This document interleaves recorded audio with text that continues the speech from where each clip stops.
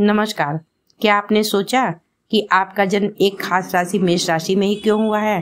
तो आइए हम पहले उसी बात को जानने का प्रयास करते हैं। देखिए, मेष राशि का अधिपति ग्रह मंगल है और मंगल कौन है? तो वो मंगल को ग्रहों में सेनापति का पद प्राप्त है। तो आप अपने मन में इमेजिन करिए कि सेनापति कैसा होता है। सेनापति एक अदम्य साहस का प्रतीक है, अनुशासन प्रिय है, उसके पास तेज दिमाग है, तुरंत फैसला लेने निर्णय करने की क्षमता होती है। वो थोड़े गंभीर स्वभाव का होता है, आवाज मधुर नहीं होती, आवाज में तीव्रता होती है, प्रभावशाली वाणी होती है, चलने और दौड़ने में तेज होता है, स्वभाव में उग्रता और आवेश होता है, तेजी से काम करने वाला, आशावादी होता है, बहुत जिद्दी जोशीले स्वभाव का होता है तथा अपमान बिल्कुल बर्दाश्त नहीं करता। मतलब कि एक सेनापति की सभी गुण आप में हैं यदि आप मेष राशि के हैं। तो मेष राशि का स्वामी ग्रह मंगल होता है, तो इनका रंग थोड़ा सांवला हो सकता है। सांवला का मतलब ताम्र कलर। ताम्र कलर मंगल का रंग होता है, यानी लाल रंग, इसलिए इनके आंखों का रंग कुछ लालिमा लिए हुए होती है। मंगल ग्रह लाल और गर्म ग्रह होता है, इसलिए इनके स्वभाव में भी थोड़ी गर्मी दिखाई देती है।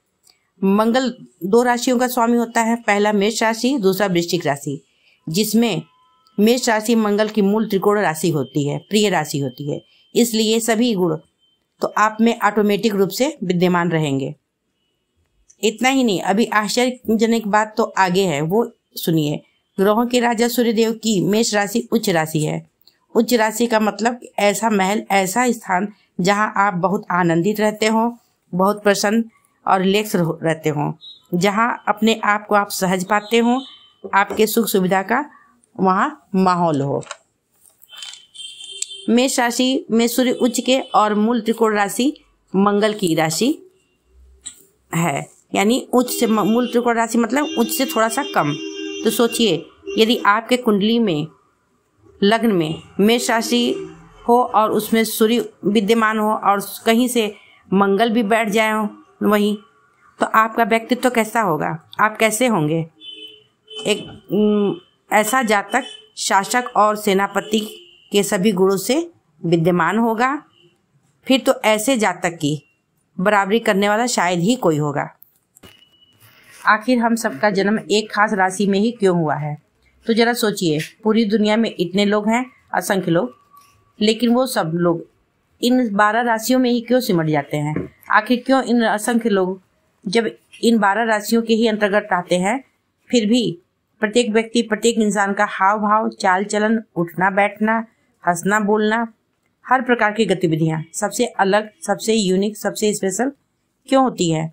वो इसलिए कि एक खास ग्रह, खास नक्षत्र और चंद्रमा आदि का आपस में कैसा कनेक्शन है, उससे हमारा व्यक्तित्व का निर्माण होता है। और पिछले जन्म के प्रारब्ध, यानी हमारे कैसे कर्म थे पिछले जन्म में, उससे हमारे इस जन्म की, इस जीवन की घटनाएं घटित होती हैं। हम कैसे परिवार में जन्म लेंगे, ये भी हमारे पूर्व जन्म के कर्म ही निर्धारित करते हैं। दुनिया का वो प्रत्येक व्यक्ति बहुत भाग्यशाली है जो अपने संपूर्ण अंगों के साथ जन्म लिया है। मतलब शरीर के सभी अंग सही सलामत हैं और अच्छी बुद्धि है, यानी सारे अंग सही ढंग से काम कर रहे हैं, किसी प्रकार की कोई विकलांगता नहीं है, क्योंकि हमारी दिन दशा सब कुछ पूर्व जन्म के कर्म से ही निर्धारित होता है। मेष लग्न काल पुरुष की कुंडली है, तो पंचम में सिंह राशि आएगी और पंचम भाव से पूर्व जन्म देखा जाता है कि पिछले जन्म में आप क्या थे, कैसे थे। तो जानिए, यदि आपके लग्न में मेष राशि है तो पंचम में सिंह राशि होगी और सिंह राशि सूर्यदेव की स्वराशि है। सूर्य पिता के कारक, शासक, प्रशासक और आत्मविश्वास के कारक होते हैं। यदि सूर्यदेव पंचम में बैठ जाएं और मंगल से किसी प्रकार का संबंध बना रहे हो, तो ऐसा जातक अपने पिता के अधूरे कार्य को करने के लिए जन्म लिया है। क्या पिछले जन्म में उसने अपने पिता का कहा ना माना हो, पिता का अपमान किया हो, तो इस कारण वह मेष राशि में जन्म लिया है। अतः उसे इस जन्म में अपने पिता का काम करना चाहिए, पिता का मान सम्मान करना चाहिए, अपने पिता की सेवा करनी चाहिए। इससे उसके सूर्य ठीक होंगे, बली होंगे, और सूर्य बली होंगे तो उसका आत्मविश्वास बढ़ेगा, समाज में मान सम्मान में वृद्धि होगी, शासन प्रशासक के कार्य सुलभ होंगे, जीवन से डर भय दूर होगा।